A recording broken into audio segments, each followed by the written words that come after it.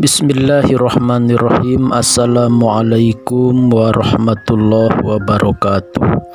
Alhamdulillahirabbil alamin, wassalatu wassalamu ala asyrofil anbiya'i wal mursalin wa ala alihi wa sahbihi ajmain, amma ba'd.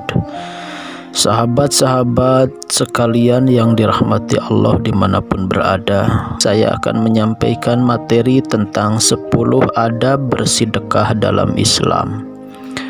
Sahabat sekalian, tentu supaya sedekah kita sedekah yang sesuai dengan tuntunan Al-Quran, hadis, sesuai dengan yang diinginkan oleh agama kita, dan tentu berpahala tidak sedikit pun berkurang, maka sedekah harus dengan adab-adabnya. Ada 10 adab bersedekah dalam Islam. Yang pertama, harus niat semata-mata karena Allah. Innamal a'malu binniyat wa innamal likulli imri'in ma nawa. Setiap amal tergantung niatnya, dan setiap orang dinilai karena niatnya gitu. Jadi setiap orang tuh dinilai apa dia meniatkannya. Jangan pamrih, jangan ria, jangan sum'ah, jangan cari muka, jangan karena malu, jangan karena ingin dibalas, jangan karena takut, jangan terpaksa gitu. Dan jangan membuat malu penerima gitu. Itu yang pertama, niat semata-mata karena Allah. Yang nomor kedua, memastikan penerima sedekah adalah orang yang berhak menerima sedekah gitu ya. Artinya kita harus selektif, jangan asal sedekah, harus tahu benar enggak adanya. Jangan sampai di medsos kita ada iklan, tiba-tiba kita transfer aja tanpa tahu benar enggak itu. Misalnya pembangunan masjid, benar enggak ada pembangunan masjidnya, jangan-jangan dia hanya nyatut foto, nyatut video dan lain-lain gitu. Akhirnya kita transfer padahal mungkin saja penipuan. Jadi harus dipastikan penerima sedekah adalah yang berhak menerima sedekah dan ada gitu, real gitu. Artinya lembaganya, orangnya yang meyakinkan diri kita bahwa itu memang real gitu. Yang nomor ketiga, bersedekah sebelum diminta itu lebih utama gitu ya. Tentu bersedekah sebelum diminta itu kenapa lebih utama ya? Karena tentu satu, inisiatif kita. Yang kedua, itu buah dari kepekaan kita gitu ya. Tanpa menunggu diminta, kita tahu kesulitan orang gitu ya, kebutuhan orang dan lain sebagainya. Yang keempat, menghindari sifat bakhil dengan bersedekah ya. Kita dengan bersedekah terbaik itu sama dengan menghindari sifat bakhil, karena mungkin saja kita bersedekah tapi begitu sangat jauh dengan apa yang kita miliki gitu ya. Orang yang punya nominal 1 miliar bersedekah 100.000 misal, tentu masih kategori bakhil gitu ya. Ada yang mungkin sedekahnya hanya 5.000 perak, 2.000 perak, tetapi memang dia punya uangnya hanya 100.000. Itu luar biasa gitu ya.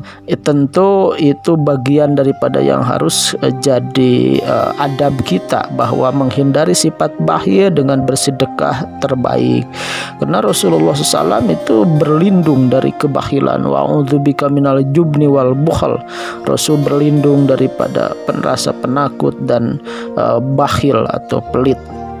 Kenapa? Karena pelit itu kadang-kala memutus silaturahim, dibenci orang-orang, dimurkai Allah, didoakan jelek malaikat, juga zolim karena di harta kita ada hak orang lain gitu. Harta mubazir gitu ya, kita meninggal tuh jadi rebutan ahli waris gitu.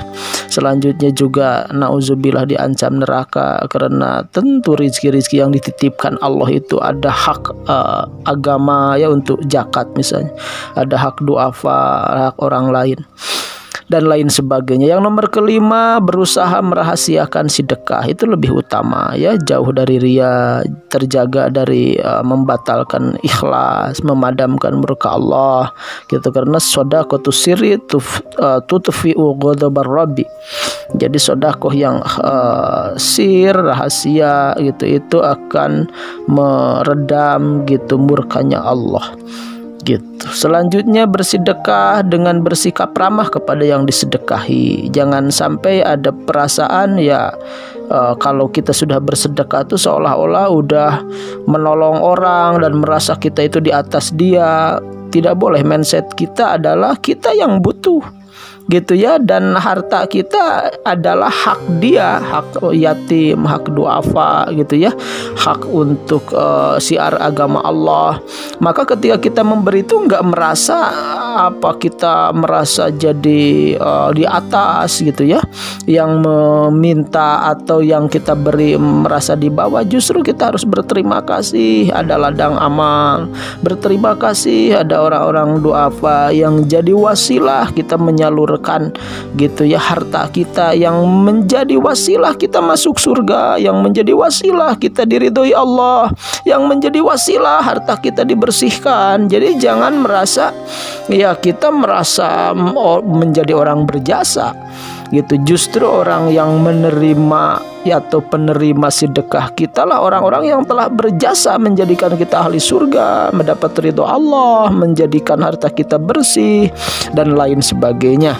Ya, jelas di Al-Baqarah 264, ya ayyuhalladzina amanu la tubtilu shadaqatikum bil manna wal adza. Wahai orang-orang beriman, tidak boleh membatalkan sedekah kalian dengan manna wal adza, dengan mengungkit-ungkit dan menyakiti orang yang kita sedekahi.